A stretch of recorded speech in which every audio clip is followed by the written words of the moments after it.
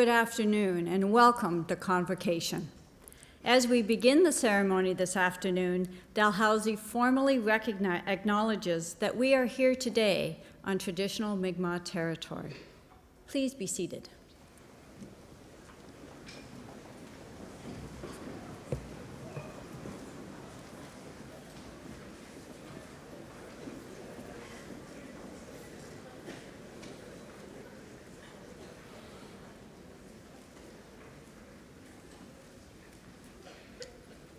Today is a day of celebration, the celebration of completions and the celebration of beginnings.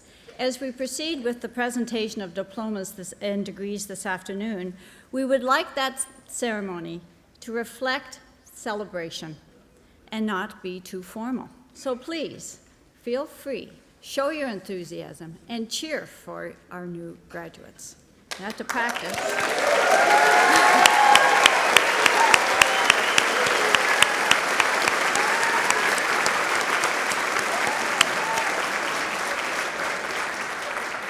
Pretty good. Everyone is invited to move around the auditorium to take photographs, including the front rows near the stage to your left.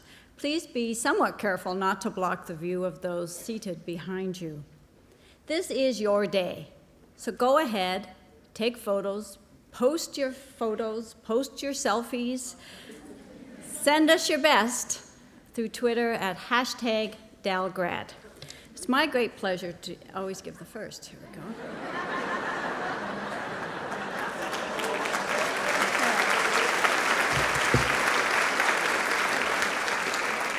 You'll see us taking photos, so go crazy. As always, Dalhousie Convocations are being webcast, so if you would like to see it again and again, just go to the Dalhousie website. It is now my great pleasure to introduce the President and Vice Chancellor of Dalhousie University, Dr. Richard Florazone, to give the opening remarks.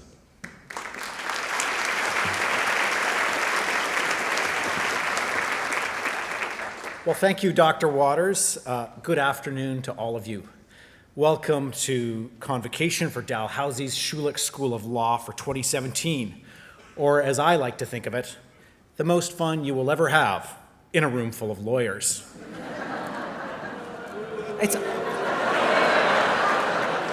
I just thought of that. I thought it was pretty good.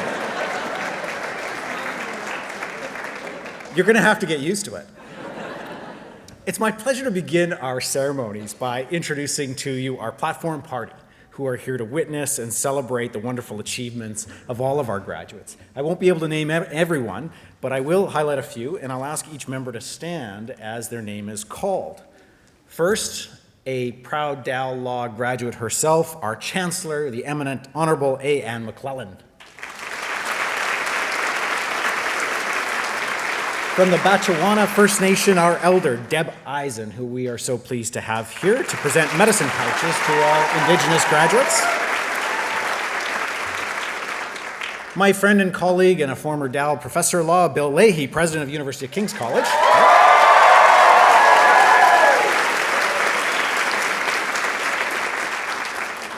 Bill, they don't cheer for me like that at King's.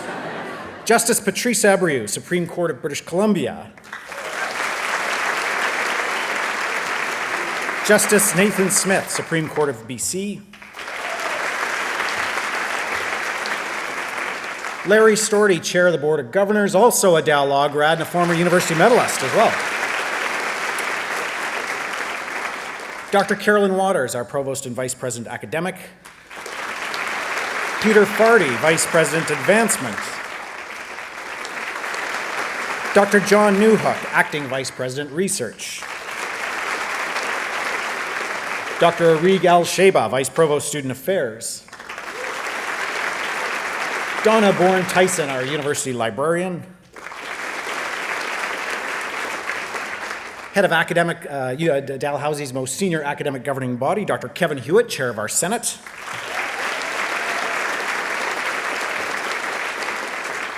All right, Dal Law students, give it up for your Dean, Camille Cameron, Dean of the Schulich School of Law.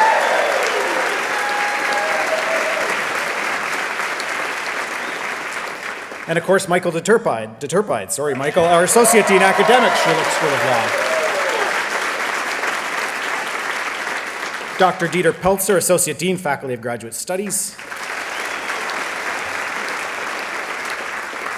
Masuma Khan, our VP Academic and External from the Dallas Student Union. Our honorary degree recipient today, we're so pleased to introduce Elizabeth Gallion Cromwell.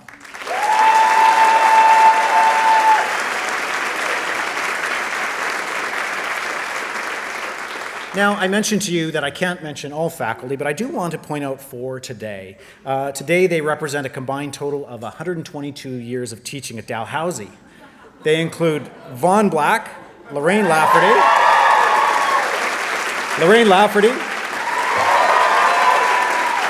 Wayne McKay, and Faye Woodman. Now, Faye isn't able to be with us today, but please join me in celebrating all of them.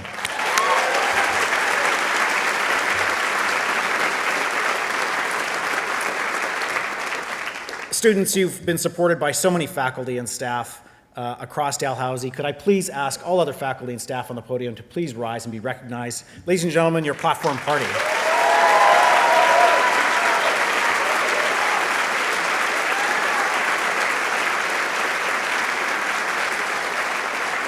Thank you. Please be seated.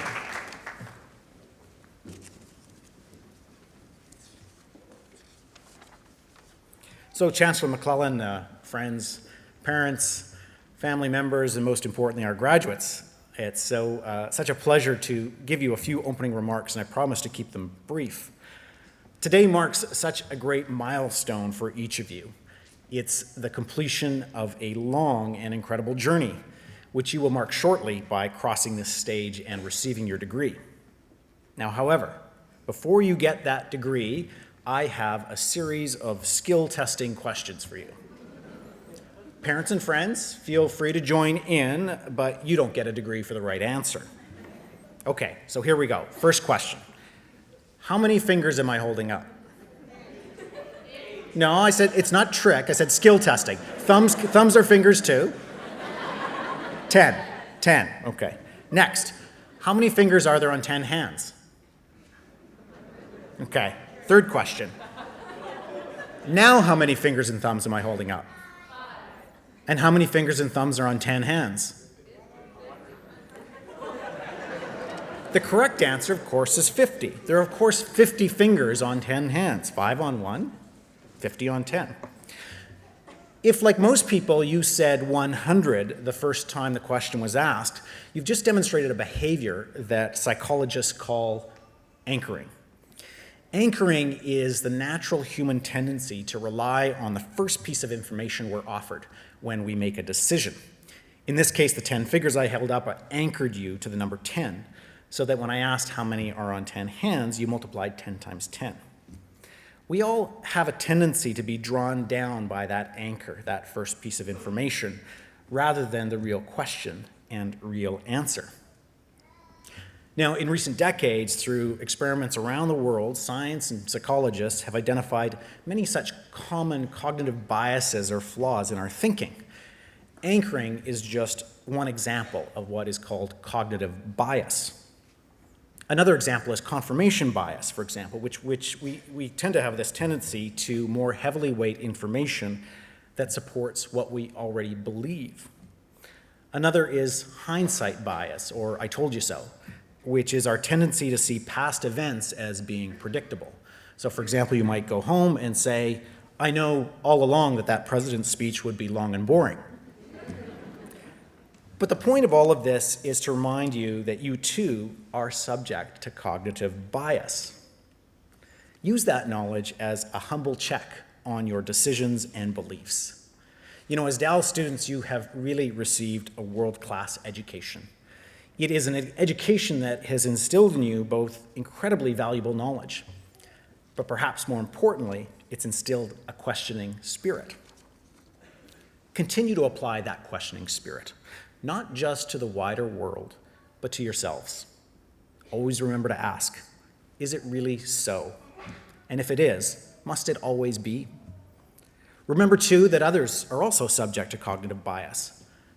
Everyone brings their own values and experiences to life, to the decisions they make, and to the relationships that they will build with you. Respect those differences. Doing so will make you and your community so much stronger. Graduates, today you join the ranks of over 130,000 Dal alumni around the world, and they sure are an impressive group. Let me give you just 3 examples. The late Bertha Wilson, the first female justice on Supreme Court of Canada, was a Dal Law graduate. Up on the podium here, you've got Professor Naomi Metallic, the inaugural Chancellor's Chair in Aboriginal Law and Policy and a former clerk of the Supreme Court. You also join the ranks of Ian Hannamansing, who received his law degree in '86 and is known as one of Canada's most innovative and leading journalists on the CBC. Each of you is unique in your perspectives and potential contributions to your community. Each of you so richly deserving of celebration today after years of hard work and study. Now, since nobody does anything alone, remember to thank all those who helped you along the way today, your parents, your professors, and your fellow students. I so look forward to recognizing each of you as you cross this stage, and I get to shake your hand and hand you your degree. But let me say now to all of you collectively, congratulations. Well done. Thank you.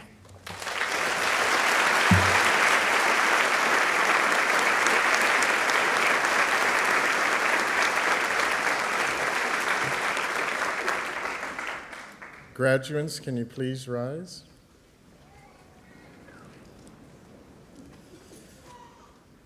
Madam Chancellor, as Chair of the Senate of Dalhousie University, I ask you to confer degrees on those candidates whose names have been approved by Senate. By virtue of the authority vested in me and in Dalhousie University, I admit to their respective degrees and diplomas with all the rights, privileges, and responsibilities appertaining thereto, those candidates who have fulfilled the requirements of that degree and whose names have been approved by Senate. Admito vos ad gradum. Graduates, please be seated.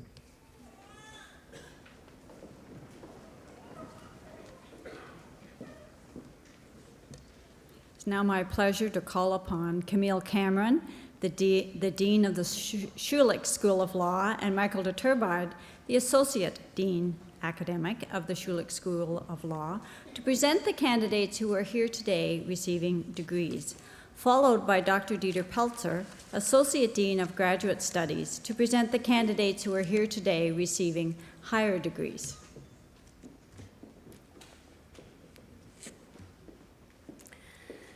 Madam Chancellor, I have the honor to present to you the following candidates who have fulfilled the requirements for the degree of Juris Doctor.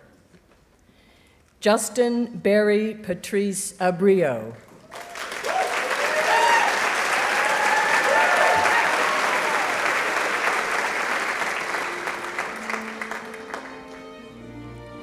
Devin Drew Aman.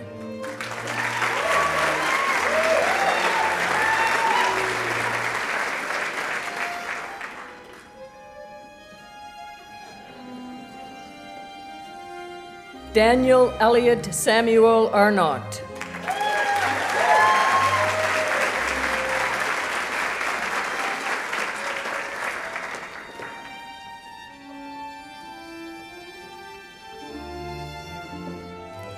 Sarah Badley.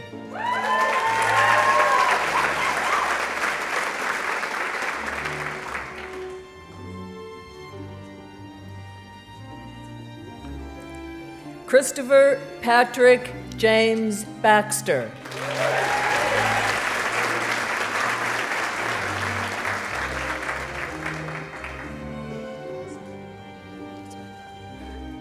Dylan Galt Bone.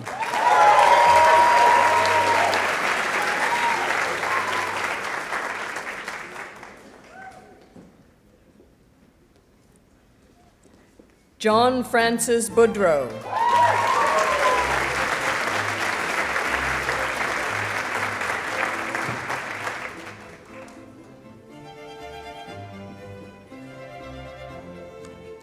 Mitchell Broughton.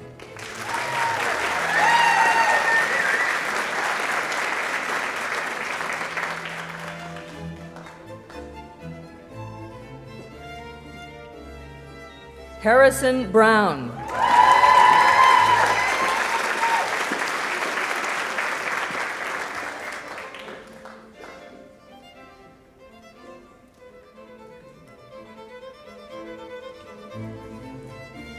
Marina Louise Bruggeman.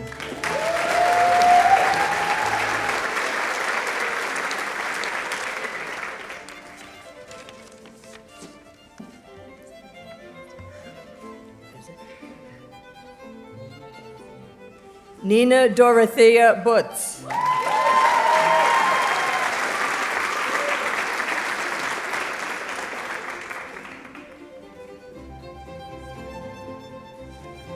Benjamin Patrick Campbell.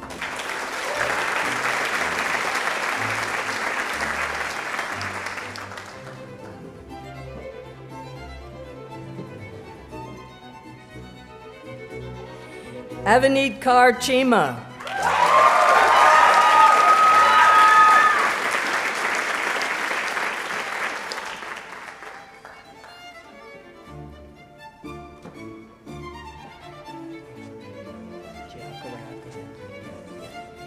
Chica Gladys Chiakaway.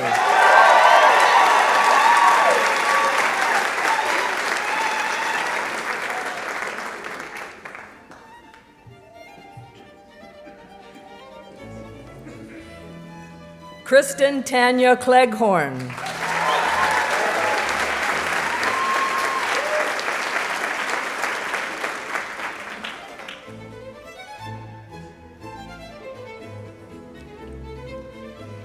David Michael Constantine.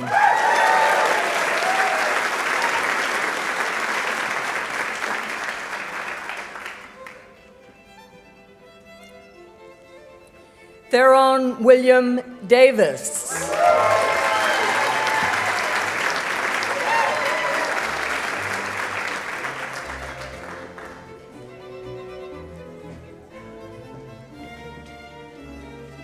Harrison Tyler DeClute.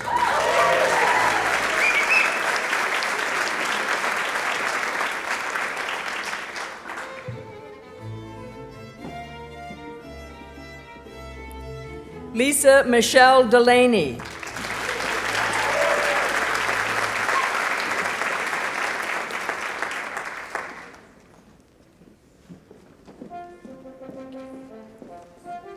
Sophie Joan DeViller.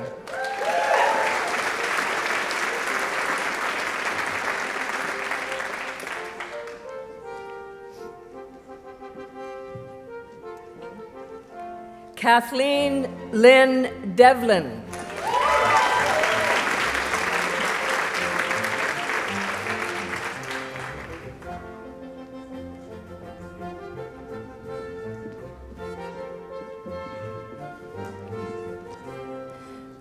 Kristen Jessica Dabrowski.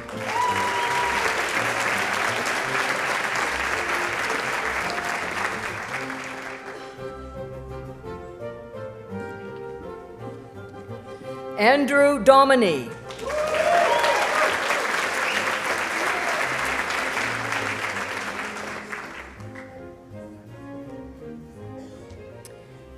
Matthew John Moitier Drover.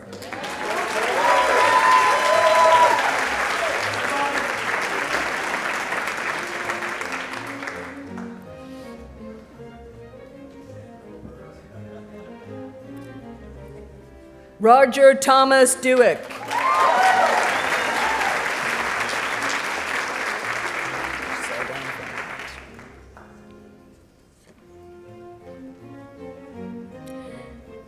Constantine Gregory Fabricus.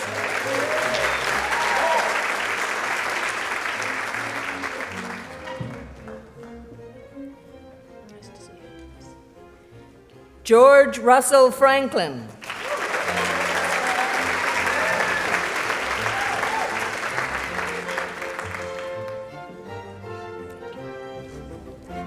Cassidy Gale.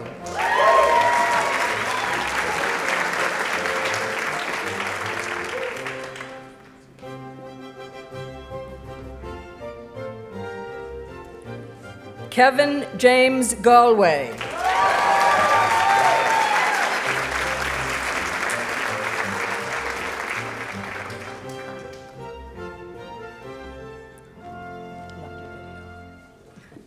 Hannah Beth Garson.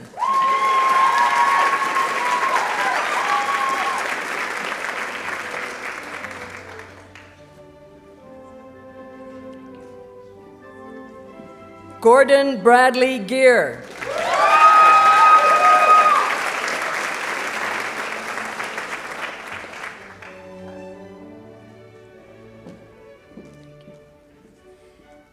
Amanda Elise Geiger.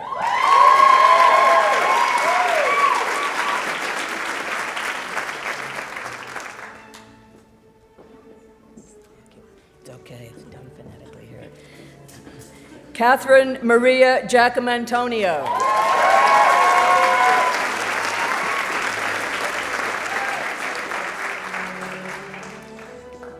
Oh, hello.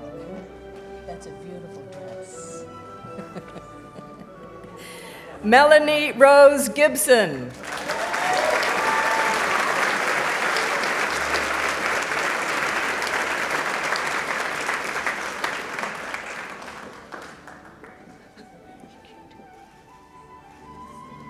Good job. Ria Guidoni.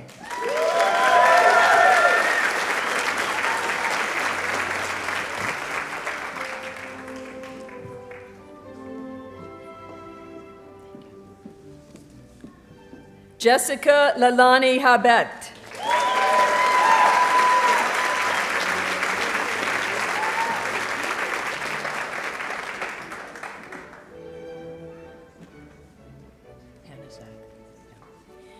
Laura Brett Hanusak.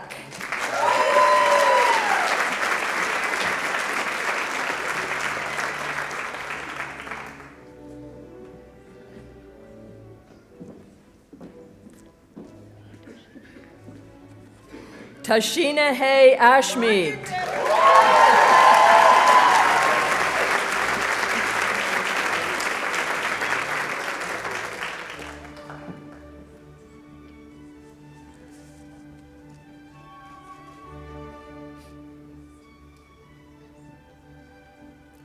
Paul Heller.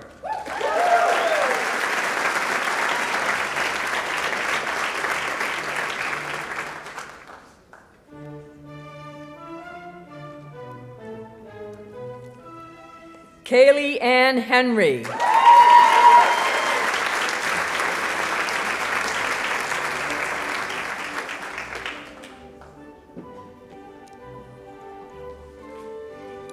Kevin William Hong.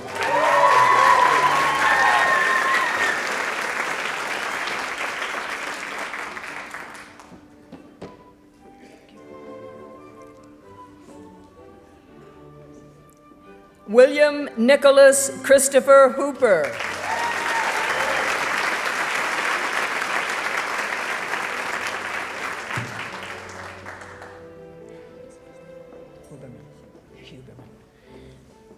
Mitchell Philip Huberman.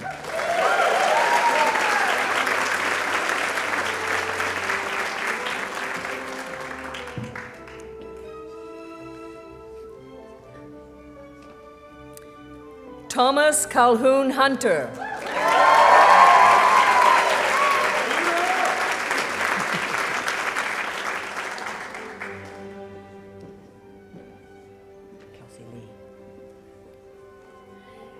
Kelsey Lee Ivory.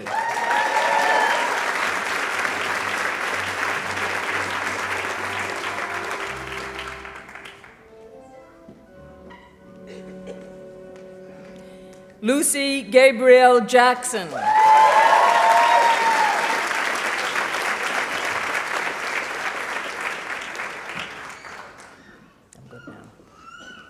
Gregory Lawrence Johansson.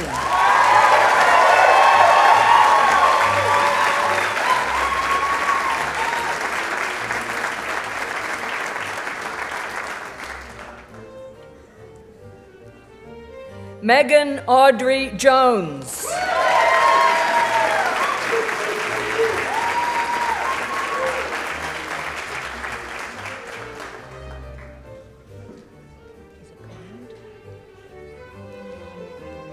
Sydney Marie Kine.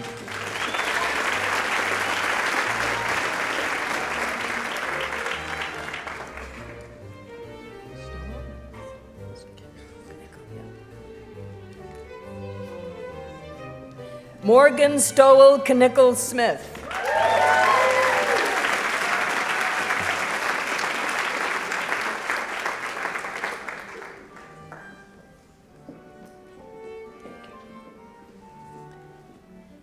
Brandon Alexander Nill.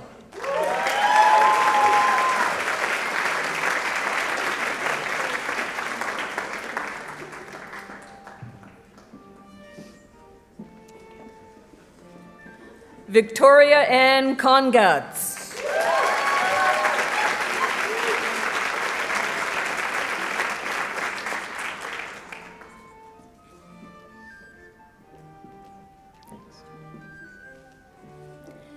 Heidi Elizabeth Connert.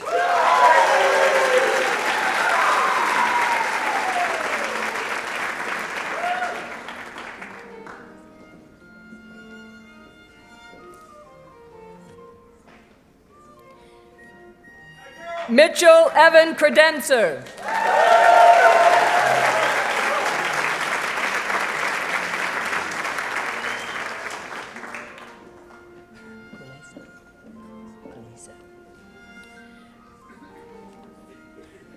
Richard Thomas Kalisa.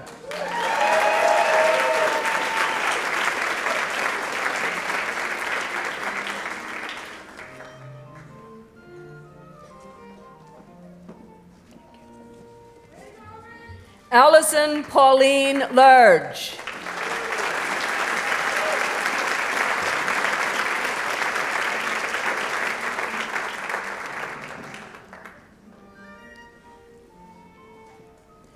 David Andrew Wesley Lasaga.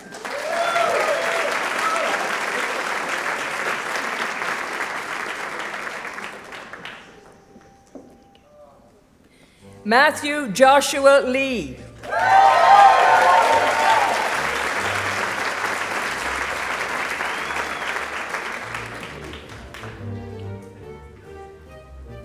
Danielle Mary Levesque.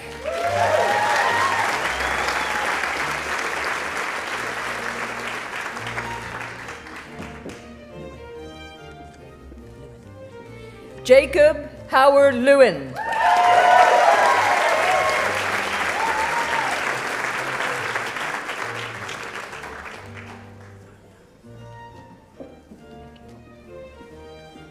Sydney Elizabeth Logan.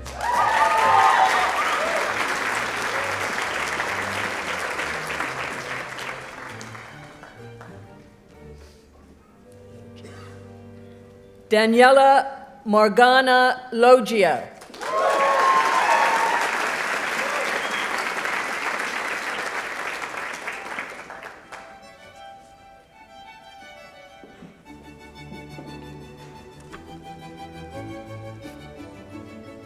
Melissa Shannon Lowe.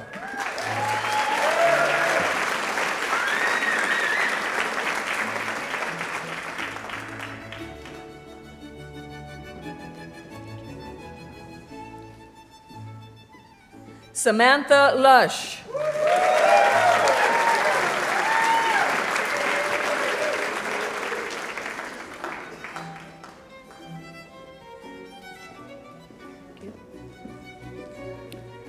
David Ashton Luther.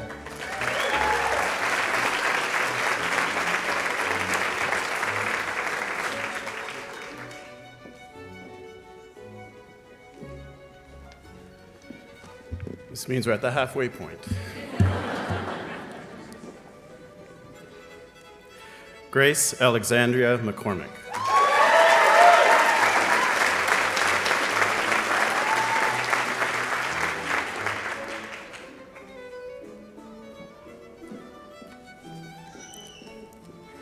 Anna Catherine McDonald.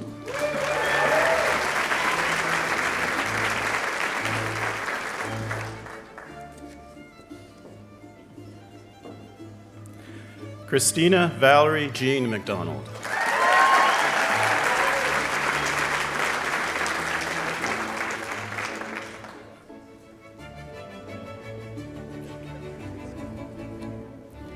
Ian Boyd McDonald.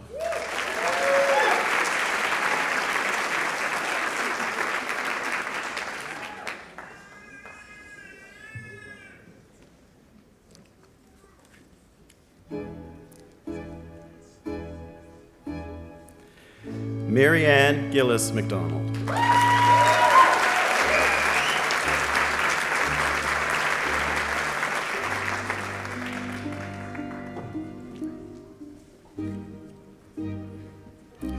Kathleen Benvey McDougall.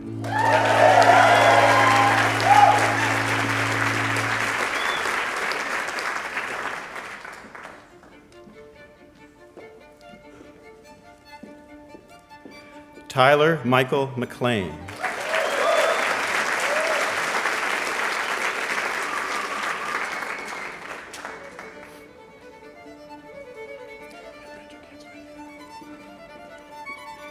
Billy Matthew McMillan.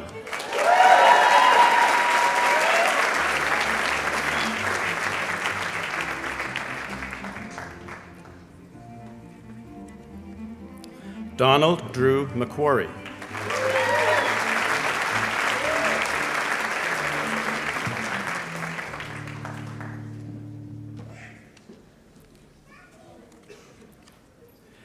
Tegan Katie Markin.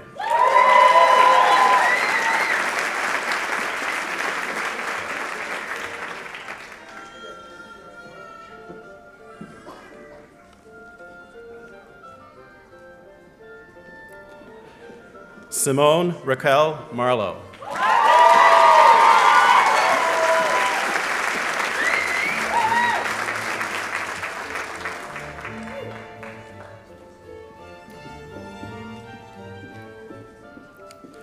Justin David McCarthy.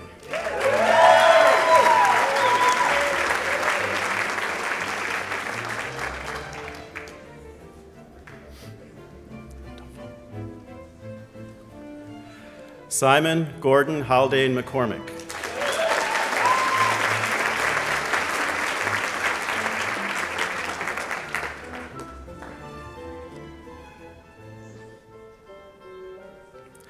Adam Wade McCulley.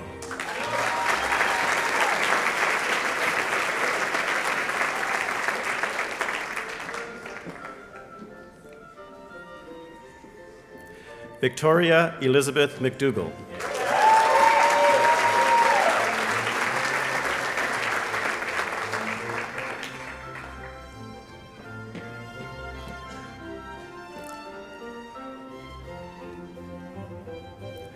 William McLennan.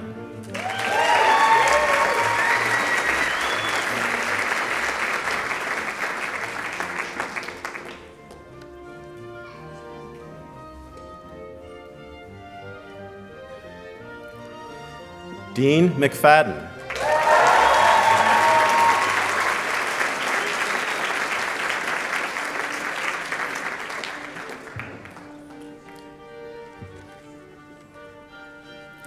Michael Joseph Magali.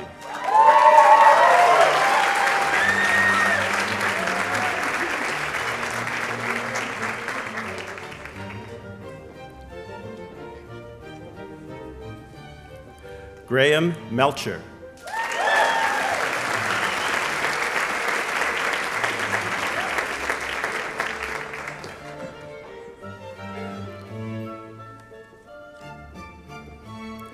William Washburn Milne.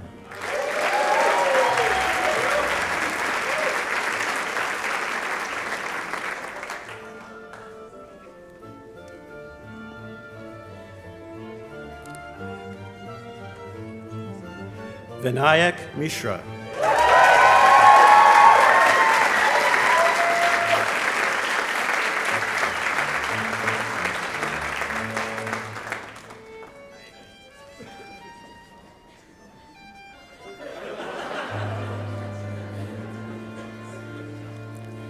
Thomas David Hinson Morehouse.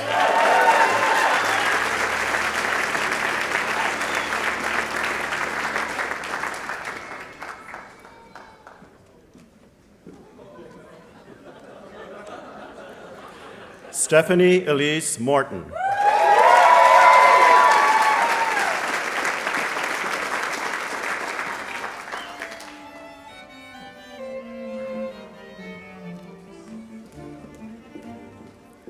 Kellen J. Moulton.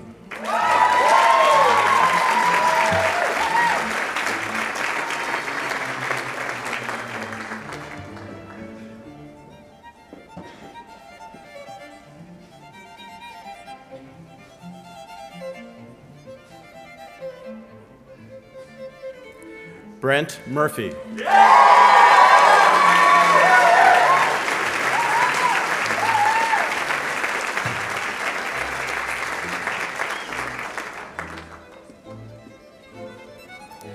Jenna Danielle Murphy.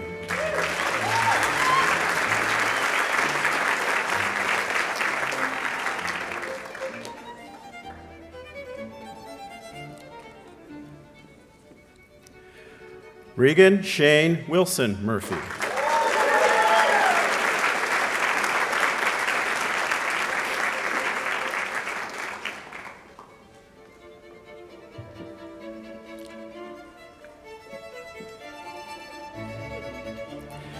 Dylan Shane O'Leary.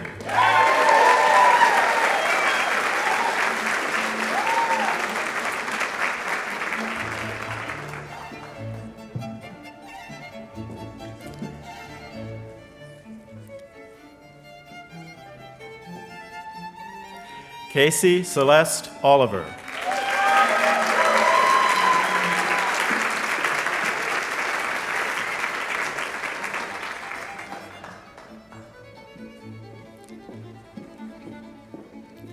Christopher Nicholas Underwater.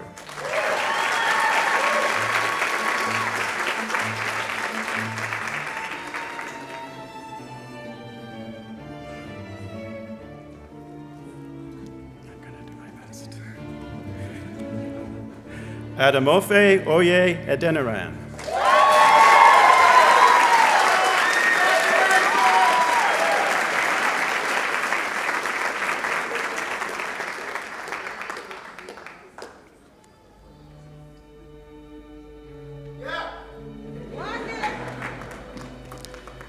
Leah Francine Pezlowski.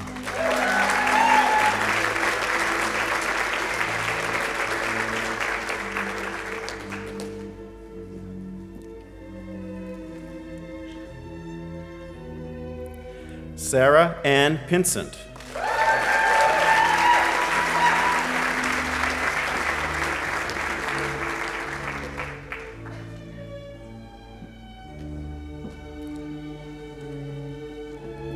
Caitlin Amber Plummer.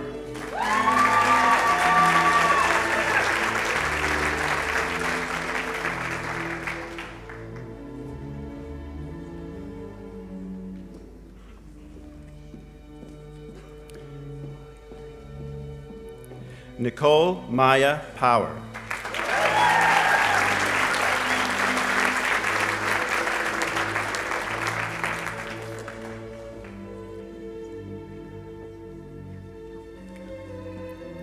Alyssa McCall Rahe.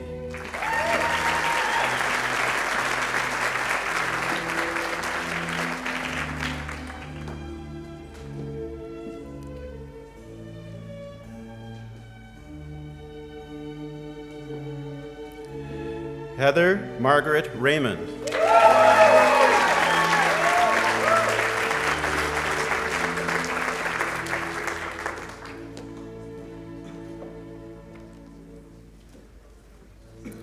Richard Robertson.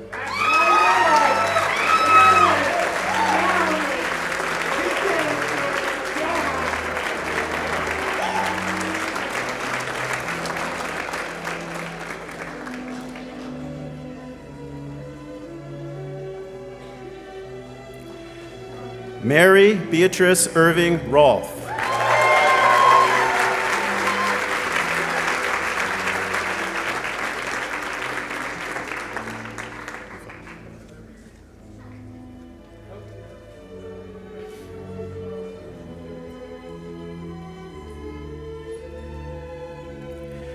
Benjamin Ray Gavin Roper.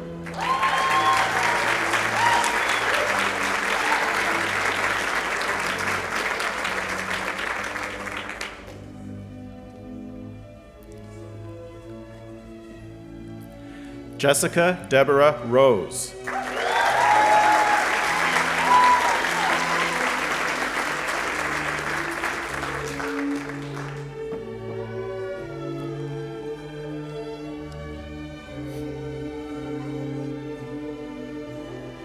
Andrew Roy.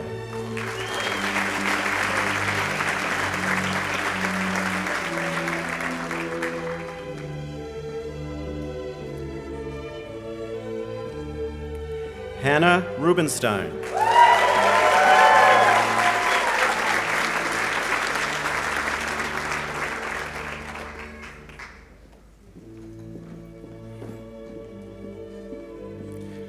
Brianne Rutterham.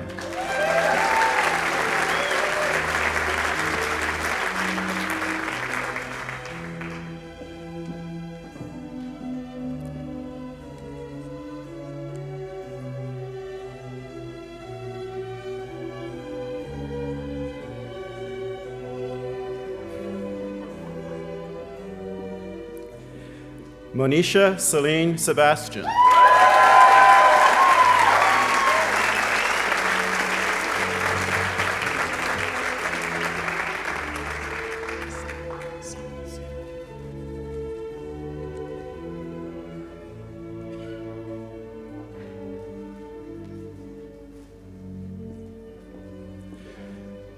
Richard James Siebel.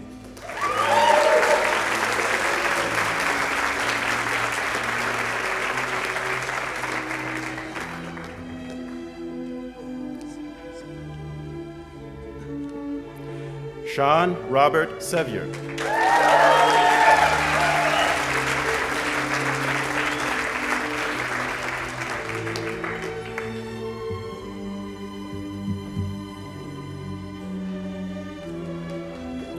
Angela E. Simmons.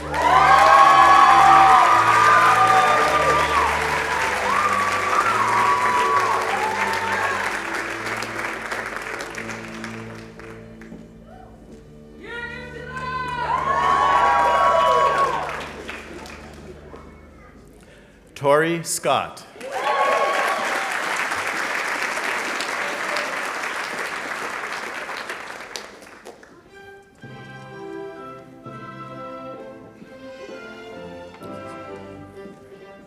Jason Smith.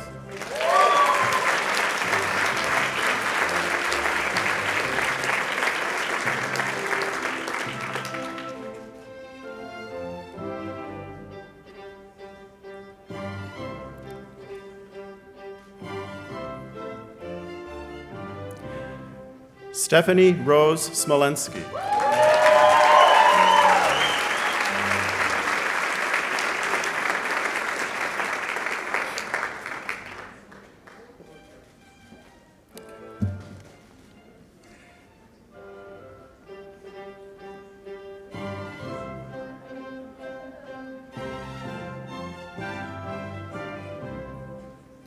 John Thomas Snow.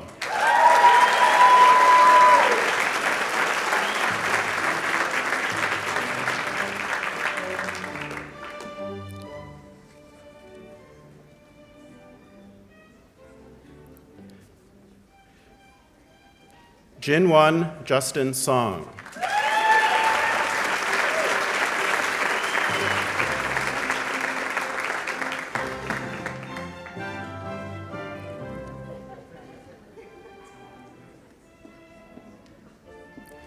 Madam Chancellor, I'm just going to go off script for a moment here. Bart Philip Jeffrey Soroka was the president of the Dalhousie Law Student Society this year, and on behalf of the graduating class and the faculty, we'd like to thank him for his outstanding contribution.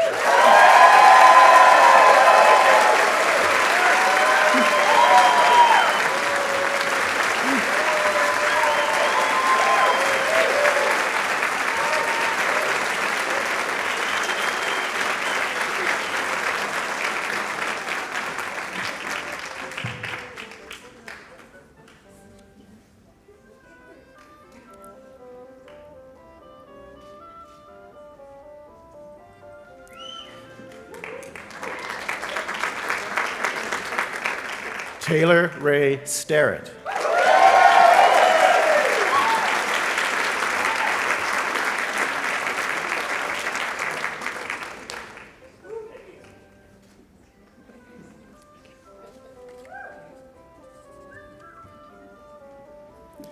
Craig Ewan Stewart.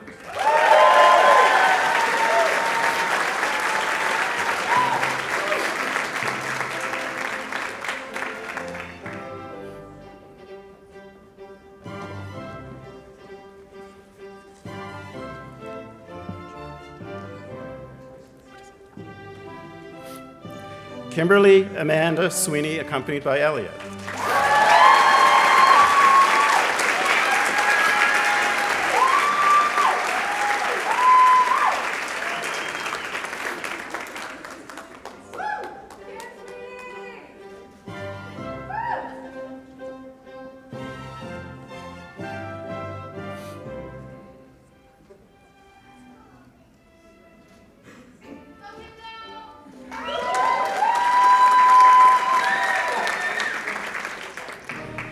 Kathleen Marion Tanner.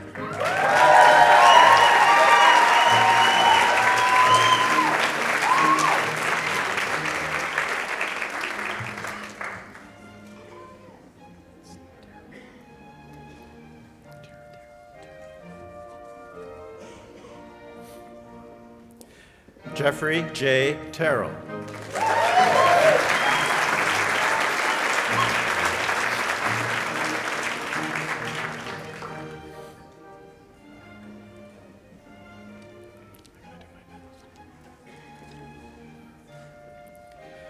Vinidra Vaidis Swerin.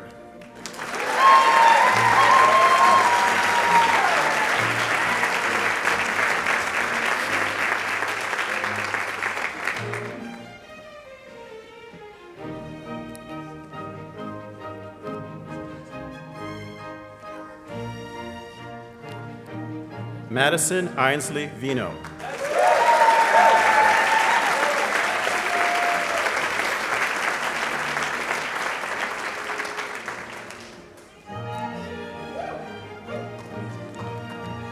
David Joshua Veach.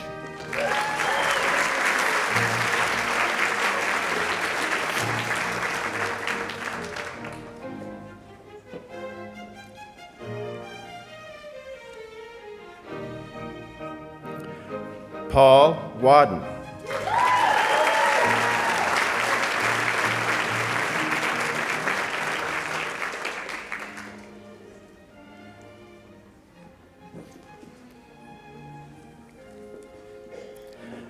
John Kyle Williams.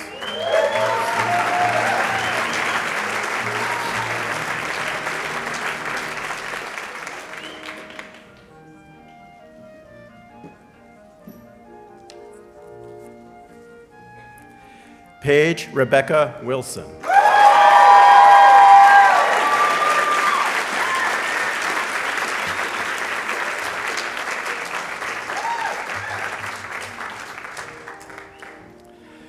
Madam Chancellor, this concludes the presentation of those candidates who are here today to receive the degree of Juris Doctor.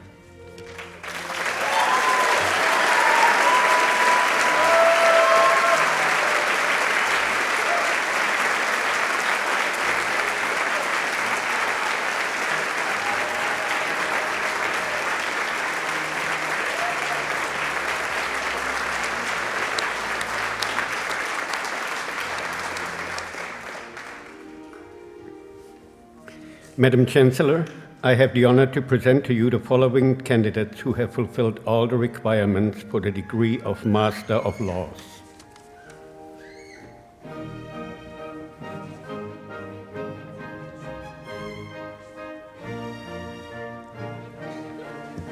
Ashwin Ramakrishnan, Master of Laws.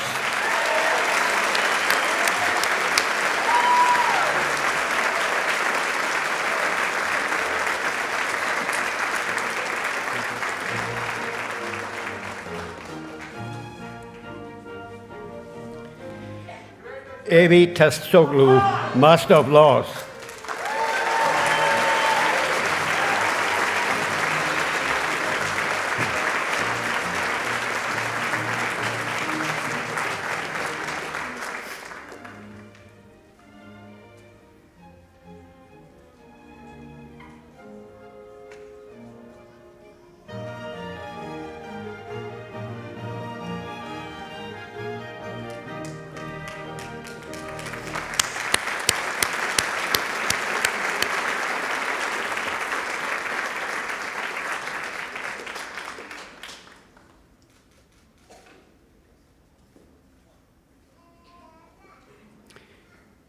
Madam Chancellor, this concludes the presentation of candidates who are here today to receive the Master of Laws degree.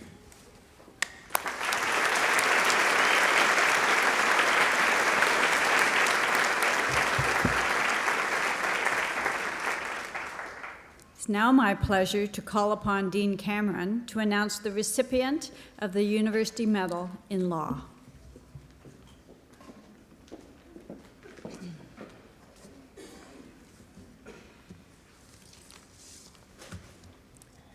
Madam Chancellor, it is my pleasure to present the recipient of the 2017 University Medal in Law. This medal is awarded to the graduating student who has achieved the highest cumulative average over the 3 years of the JD program. The recipient is chosen from among those attaining first-class distinction in third year and must have achieved a very high standard of excellence. The recipient of the medal, the University Medal in Law, Tegan Markin, is from Swan River, Manitoba. Tegan received her bachelor degree in environmental studies from the University of Manitoba before joining us at the Schulich School of Law. After graduation, Tegan will be clerking for the Honorable Justice Rosalie Abella at the Supreme Court of Canada.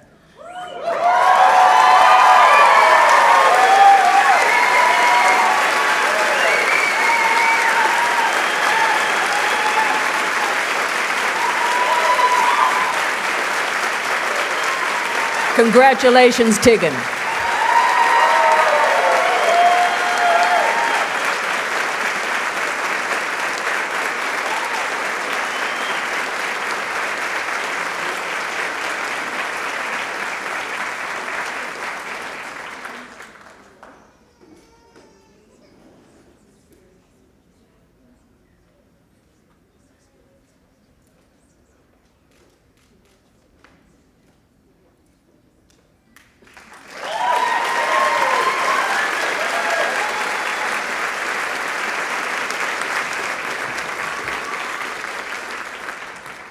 It's now my pleasure to call upon Vinayak Mishra to deliver the valedictory address.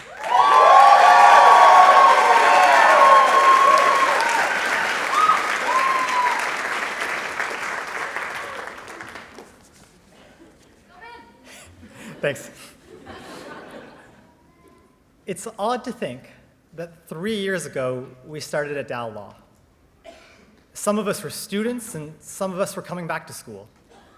Some of us always dreamed of going to law school, and some of us never imagined that we'd be here. Some of us wanted to be corporate lawyers, environmental lawyers, litigators, and some of us just watched a little bit too much Law and Order. But we were all in the same boat. We didn't know about Dreiger and Dennings and poor Mrs. Beswick. We didn't know the importance of Latin phrases like obiter dictum and domus legi. We didn't know what standard of review was. We still don't know what standard of review is.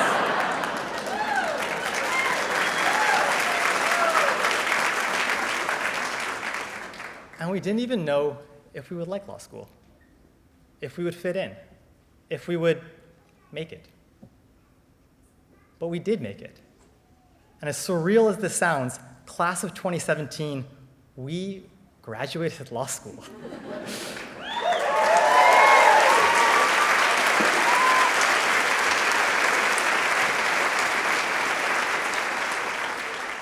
But this wasn't a solo act. Thank you to the Dal administration, the faculty, and the staff. 3 years ago, we were just names on a page. GPAs, LSAT scores, references, and personal statements. Thank you for taking a chance on us, for teaching us, and for supporting us.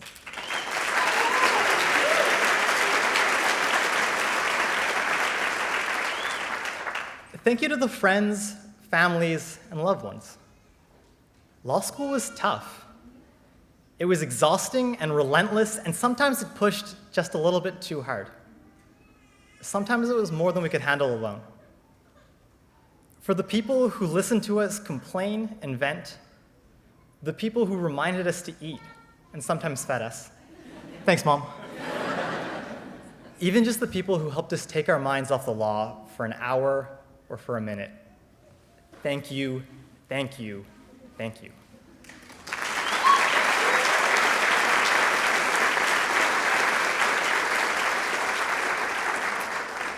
And thank you to all the people who showed up today, who watched over 100 strangers cross the stage just to be there to support their graduates. Thank you. And I promise I'll keep the rest of the speech short, well within my allotted time of 3 hours. Now, in preparation for this speech, I did my homework. And by that I mean I obsessively watched every valedictorian speech I could find on the internet. From Elwood's speech in Legally Blonde, to Donald Trump's speech to Liberty College, which plagiarized Elwood's speech from Legally Blonde.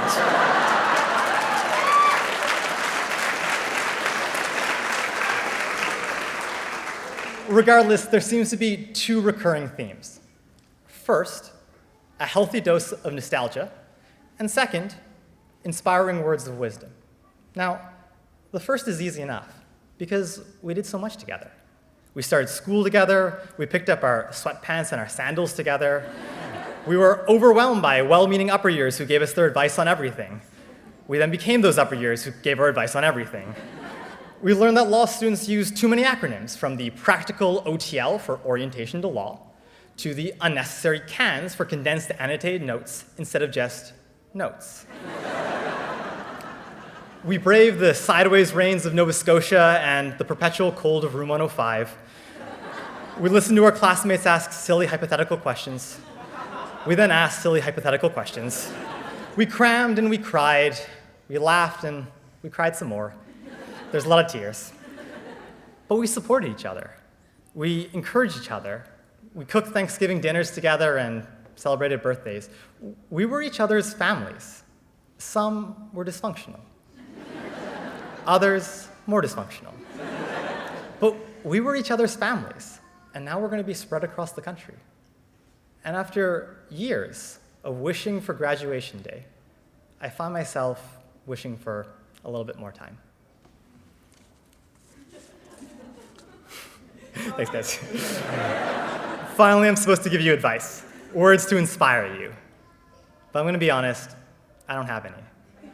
You all have accomplished so much. Some of you gave up careers, made huge sacrifices to be here. Some of you struggled with heavier burdens than others, or had different starting points. Some of you raised children, I repeat, raised children, while completing this degree.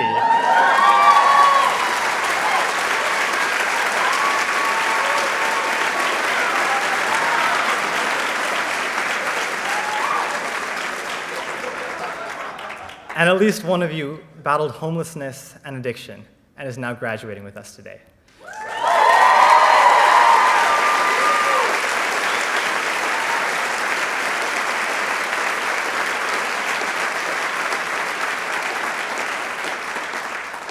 You've done so many real and inspirational things that you don't need my advice. So instead, I'll leave you with 3 things. 1, I hope that we see each other again. This may be the only context that I hope to see you in court is not meant as a threat. 2, I hope that you find joy. This is one of those professions where work-life balance is hard to find. So I hope you love what you do and you find time to do other things that you love. And 3, I hope that you continue to be kind. 3 years ago, I was told that law school is full of sharks who do anything to get ahead. But you weren't sharks, were you? You shared your notes when others missed class, you listened when people were down, and you helped others, even when you had too much on your plate, even when you knew you didn't have the time. To me, that's the Weldon tradition. That's what sets us apart from the other schools, and that was what was most memorable to me in my 3 years here. Because at the end of the day, a law degree is just a tool that gives us a little bit more power and a lot more responsibility. So I hope you use it to help others, just as you've demonstrated you would for the last 3 years. Class of 2017, it has been an honor and a privilege to be your valedictorian, to be your classmate, and to be your friend. Thank you so much, and congratulations.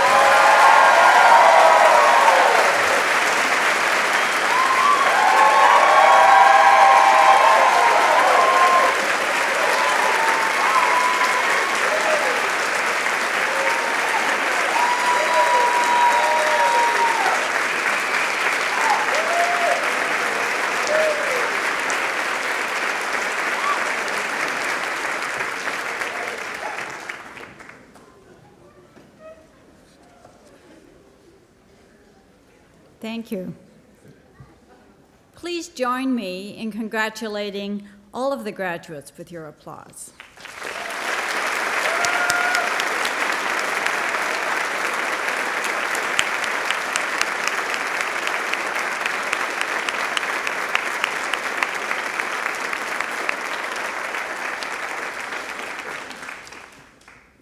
At this point in the proceedings, I would like to call attention to the families and friends of our graduates, as well as the faculty and staff who have helped them along their way.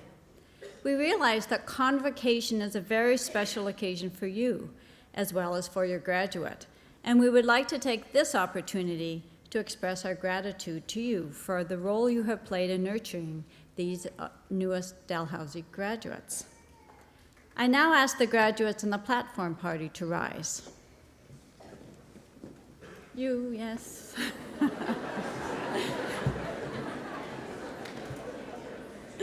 I thought maybe they were going to argue with me.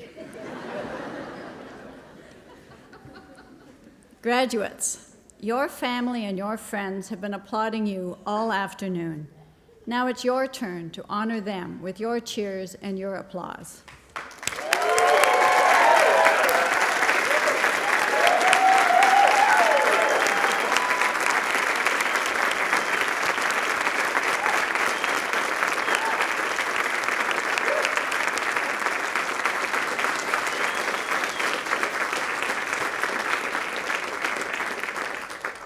Thank you. Please be seated.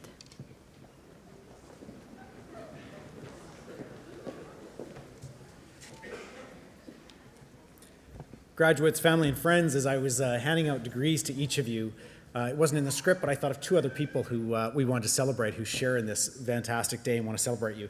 One is the dean who was here for you in your first year, and I know she shares in the joy of this. So, Professor Kuhnbrooks, just stand up and give a wave. I couldn't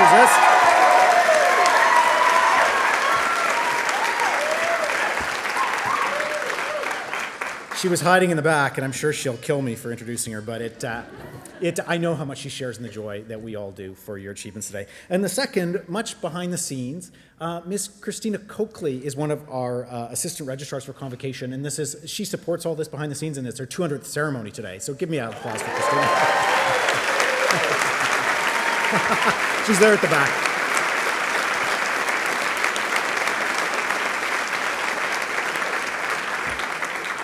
Now back to our agenda. Conferring an honorary doctoral degree is the highest honor that a university bestows. So I now call upon Dr. Kevin Hewitt, Chair of Dalhousie Senate, to present the candidate for the degree of Doctor of Laws honoris causa. Dr. Hewitt.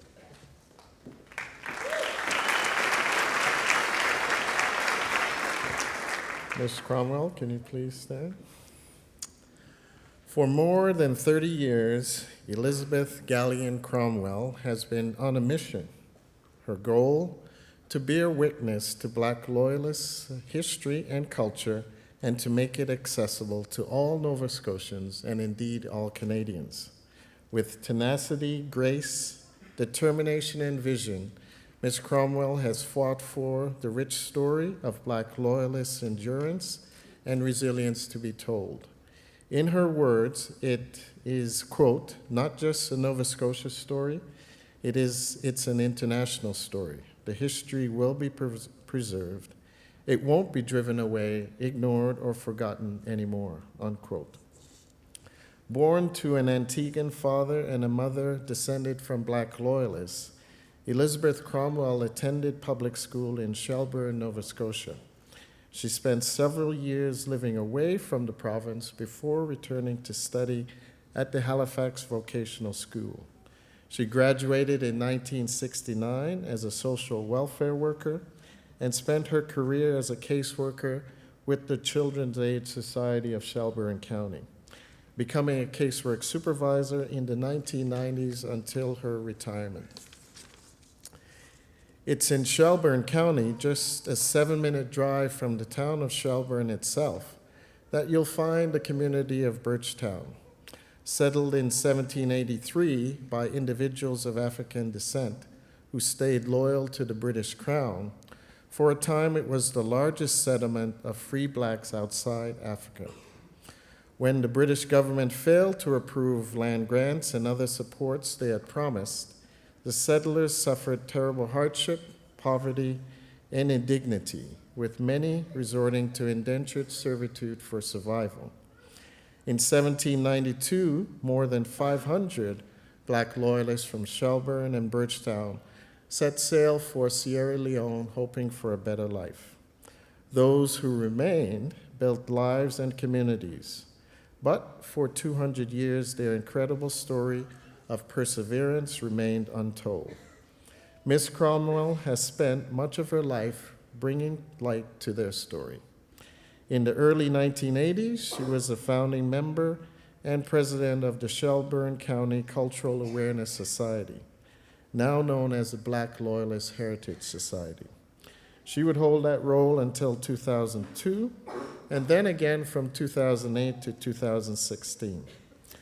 The Society's first big success was in keeping a landfill out of Birchtown, and the group went on to establish offices and storage sites for the thousands of artifacts unearthed from archaeological digs and the documents gathered by newly trained genealogists.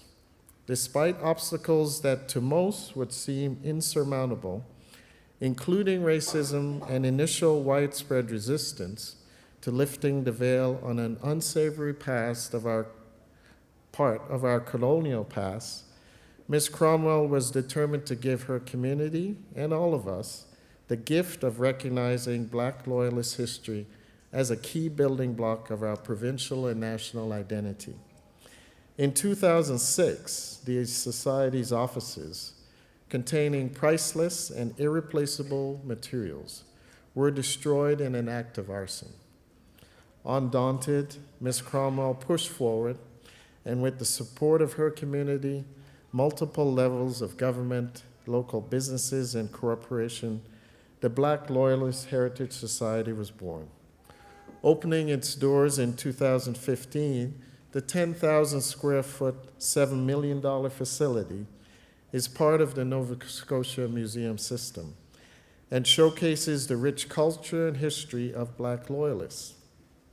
In the words of Corinne Sparks, judge of the Family Court of Nova Scotia and board member of Black Loyalist Heritage Society, Ms. Cromwell, quote, exemplifies a commitment to the advancement of humanity in our province while empowering others to engage in truth-telling to give voice to their human experiences.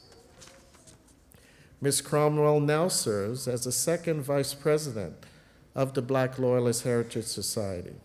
She's also acted as a regional representative for the Black Cultural Society of Nova Scotia and was a board member of the former Black United Front. Among her many awards and honors are an honorary degree from Mount St. Vincent University in 2014 and the Queen Elizabeth II Diamond Jubilee Medal in 2012. In 1997, she was inducted into the William P. Oliver Wall of Honor at the Nova Scotia Black Cultural Center. And under her leadership, the Black Loyalist Heritage Society won a Race Relations and Human Rights Award from the Nova Scotia Human Rights Commission. In their letter of nomination, Professor Michelle Williams, director of the Indigenous Black and Mi'kmaq Initiative at the Schulich School of Law, and Canadian Senator and Dow Professor Wanda Thomas Bernard write, quote, like the Black Loyalists, Miss Cromwell persevered and triumphed. Thousands of people have benefited from her work, including researchers and academics in the fields of archaeology, history, sociology, and law. Perhaps the most profound impact has been on African Nova Scotians who have received the invaluable gift of knowing more about our families, ancestors, origins, and contributions. Identity and sense of worth are priceless, unquote. So, in recognition of her inspirational leadership, in recognizing, preserving, and sharing the history and contribution of Black Loyalists to our province and our country, I ask you, Madam Chancellor, in the name of the Senate, to bestow upon Elizabeth Gallion Cromwell the degree of Doctor of Laws honoris causa. If you just stand here.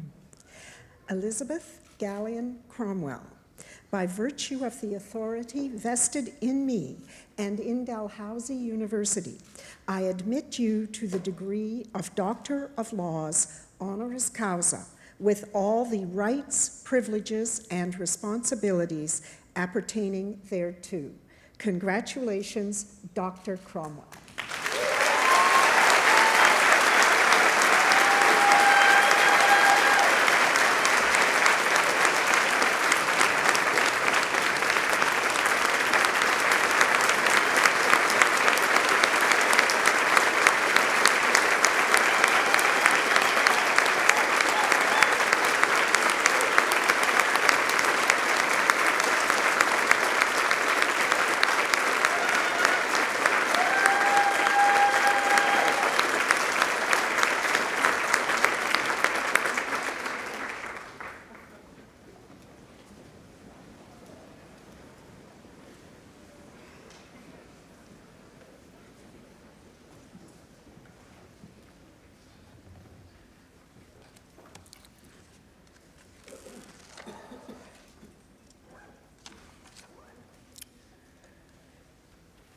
Thank you, Dr. Hewitt, for your kind introduction.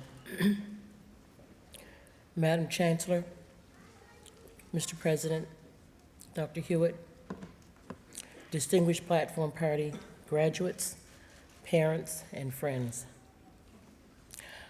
I'm humbled to be here today, grateful for the distinction you have bestowed upon me, and deeply moved that you have invited me to address the 2017 graduating class of the Schulich School of Law. I'm going to begin with a confession. It took some convincing for me to be here today. Not because I didn't realize what a great honor it would be to receive an honorary degree of laws from this prestigious school of higher learning, but rather because I thought it was too great an honor. As you can see, my very persuasive family and friends and colleagues convinced me otherwise. There were two reasons for my hesitation. Firstly, I thought, why me? I was simply following my passion, doing what I loved, either as a social worker, a community volunteer, or a social activist. And secondly, nothing I did that is worth recognition, I did alone. Any success I may have achieved through my life would not have been possible without the tremendous support and encouragement and hard work of others. People like the late Dr. Sharon Oliver, Barbara Falk, my great friend and board member, Richard Gallion, Edith Cromwell, Beverly Cox, Julie Lawrence Bruce, and Corinne Sparks, members of the Black Loyalist Society, and many of them founding members, and others, ordinary people, but special people. They did the heavy lifting. They rolled up their sleeves and did so much that had to be done to bring this to fruition. People who shared a like passion, a passion to shine the spotlight on Nova Scotia's Black Loyalists, and enslaved Americans who fled to Nova Scotia seeking freedom from oppression, and whose remarkable and inspiring stories were too long ignored, forgotten, buried, and even burned.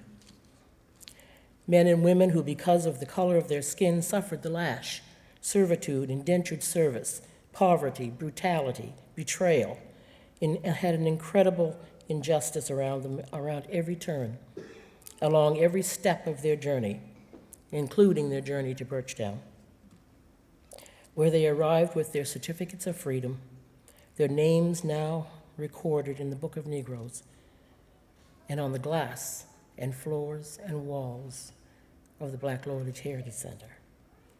Beside their names, a short notation identifying who they belonged to.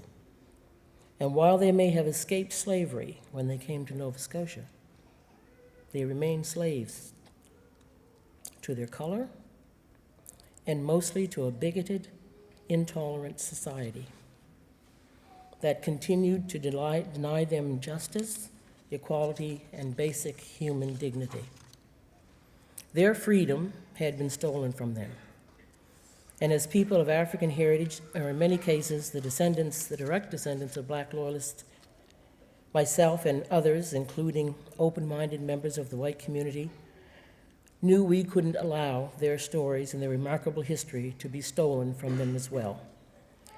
A history that tells a story of bravery and resilience, the struggle of survival, the fight against injustice. A history that hopefully awakens in all of us a sense of regret and shame about our past and a new awareness about how, no matter what the color of our skin or our background, we see and treat others in the future. To be honest, it was a long, hard struggle before we finally saw our vision of the Black Loyalist Heritage Center become a reality.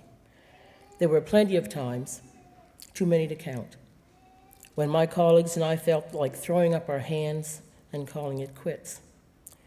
And every time we felt like we were getting to a point where we could break ground, a new roadblock would be put in our way. We'd reach a fundraising goal to qualify for special government funding for those projects, only to be told, sorry, we've tripled the amount you need to raise. But we didn't give up. About 12 years ago, our modest office building that served as the headquarters of the Black Loyalist Heritage Society was deliberately burned to the ground, destroying treasured items, years of genealogical research, and special gifts. But we didn't give up. Shortly after, our small staff of volunteers began receiving dozens of vile, threatening calls from people across Canada and the United States. People so full of fear and loathing that they tried to stop a tiny community in southwest Nova Scotia from building a heritage center. Again, we didn't give up. Instead, we'd remind ourselves of our struggles. Our struggles paled in comparison to those of the men and women and children whose stories we wanted to memorialize and felt compelled to share. In fact, there was no comparison at all. Or we'd think of that African proverb, however long the night, the dawn will break. Or about the more recent struggles of courageous, capable, and smart men and women of color, the leaders within our community who held firm and fast against injustice. People like Viola Desmond, Judge Sparks, Dr. Carrie Best, and Rocky Jones, men and women who challenged bigotry, stood up for social justice, and fought for a better future for people of color, where the laws of the land would be fairly enacted and equally applied, where African Nova Scotians who went to the movie theater weren't forced to sit where they were told, or where people of color didn't send up red flags if they drove through a wealthy neighborhood, or where people thought they shouldn't possibly live, or for entering a store to shop, and people thought they shouldn't be there, or they were up to something, whatever. So like the Black Loyalists fleeing slavery, Viola Desmond, Carrie Best, Rocky Jones, and so many others fighting institutionalized racism, we didn't give up either. We kept going, and on June the 6th, 2015, after almost 25 years of hard, often frustrating, painful work, the center finally opened, and the hidden stories of Nova Scotia's Black Loyalists were unearthed for all to learn from. There is no question that we have all come a very long way since the Black Loyalists arrived on these shores over 200 years ago. Today, the descendants of Black Loyalists are doctors, lawyers, teachers, social workers, people who proudly serve their communities, give back to their communities both at home and abroad.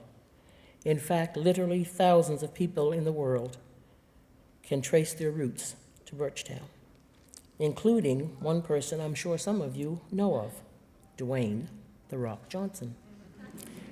There's no denying that much has changed, and changed for the better. With each new generation, Society appears to be less accepting of racist attitudes and actions. To paraphrase Dr. Martin Luther King, those who would judge others, not on their character, but on the color of their skin. And while we are heartened by the progress we've witnessed, there is still more to do. Black Nova Scotians may no longer feel the lash of discrimination against their backs, but too many still feel its sting against their self-worth, their dignity, their spirit, particularly young Black men. Our collective goal as citizens in a global society should not be, and I repeat that, should not be to make the world more tolerant. To tolerate means to suffer through or put up with something. We tolerate mosquitoes and headaches, long lineups and bad service. We shouldn't aspire to be a more tolerant society. We should aspire to be a more welcoming, more fair, more just society, where we are all seen as equals and treated as equals. In the schoolyard, in the workplace, in the classroom, in the boardroom, and in the courtroom. As established lawyers who have returned to advance their education or first-time graduates in the School of Law, you have a special responsibility to ensure society continues to evolve and progress, to right wrongs and to change things for the better, to apply our laws fairly, to speak out against discriminating practices, and to challenge those who accept the status quo, to rid our communities, our province, our country, our world of racism of any kind. So in a nutshell, these are the life lessons this older Black woman from Birchtown, a woman I maintain is of unremarkable talent, wants to share with you today. Lessons worthy of consideration, no matter the color of your skin, the size of your bank account, the God you pray to, or the person you love. Black, white, rich, Black, Catholic, Jew, gay, straight, transgender, we all share the same earth. So look within yourself to your humanity. Look to the past and learn from it. Look to the future and change it for the better. Look for your passion and pursue it. Look to your inner strength. Stick to your guns and don't give up. Stand firm for what you believe in and steadfast against anything you know to be wrong. And hopefully in just a few short years, when you're my age, you can look back over your successful career as a lawyer and say, I'm proud of who I am, what I did, and I too have a story to tell. Finally, I want to congratulate you, all of you, for reaching this wonderful milestone, particularly those of you who are first-time law graduates. It certainly was no small feat. Years of slogging over your law books, sacrifice and study have paid off. You now have the knowledge, the skills, the tools, the high academic credentials required to practice and teach law. It was no doubt daunting at times. In fact, I'm sure that more than a few times you wondered if you'd ever see this day. But you didn't give up. You stuck it out, and here you are. As anyone of my vintage will tell you, you will face even more daunting challenges in the future. There will be times when your resolve will be weakened and your will tested. Again, don't give up. Remember that old African proverb, however long the night, the dawn will break. Congratulations to you, the graduates, to your parents and families who've supported you and your friends. And again, thank you, Dalhousie and the School of Law for this wonderful honor.